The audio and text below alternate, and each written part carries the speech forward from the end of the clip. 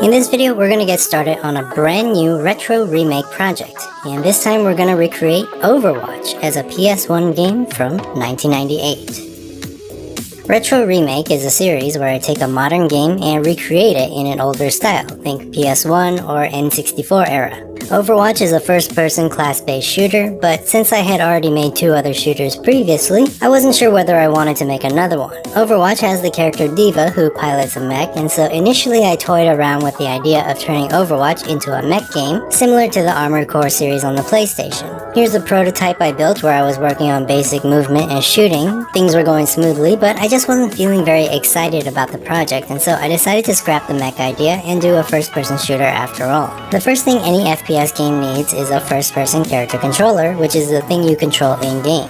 By this time, I've made so many of these bean-shaped beauties that it's pretty much second nature. Overwatch is a multiplayer game that focuses on team play and capturing objectives. Allegedly, because in reality it never seems to work out that way, but moving on. Since I was translating it into a single-player experience, I had the freedom to change up the gameplay a little bit. The game has a character called Lucio, and what makes him unique is that he rides around on skates and can ride on walls. With that in mind, I thought it would be cool to remake Overwatch as a fast-paced single-player shooter with parkour elements similar to Mirror's Edge or Titanfall 2. In the first-person perspective, the gun you're holding is called a view model.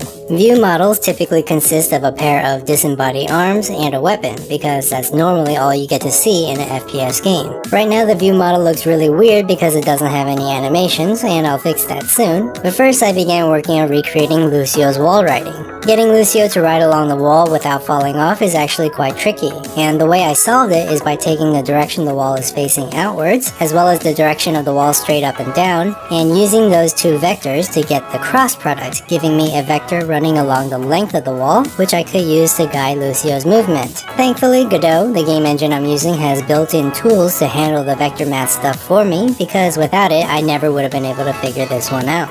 After that, I began working on animations for the view model. When you fire the gun, you shoot a volley of 4 projectiles every time you pull the trigger. It appears to be one smooth animation, but in reality, each shot is its own separate animation queued up one after another, so that it appears like one action. This is so that I can make slight variations to each animation to make things look less robotic, and also because it gives me more flexibility for if the animation gets interrupted midway, or if I want to increase or decrease the number of shots you fire per volley without having to create a whole new animation just for that. I also tweaked the wall riding animation a bit so that the camera tilts depending on which side of the wall you're on, and this is just to help make things feel more dynamic.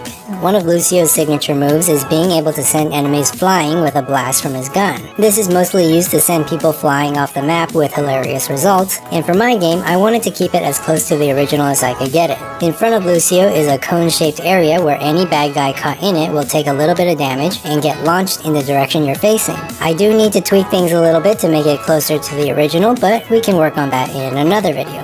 One thing I didn't mention yet is Lucio's speed boost. When you press shift, you and any teammates near you will gain a temporary increase in speed, which is a very powerful ability in Overwatch. You'll notice in the bottom right of the screen when I activate the boost, a cooldown timer activates, forcing you to wait before using the boost again. And this is mostly for balancing purposes, since being able to boost your entire team around the map constantly would be terribly broken. Currently, my version has a cooldown timer as well, don't mind the placeholder graphics, but I'm debating whether or not this is even necessary since it's a fast-paced, movement-based game, and maybe it would be fun to be able to boost yourself anytime you want. Let me know what you think. Finally, we need to talk about Lucio's ultimate ability.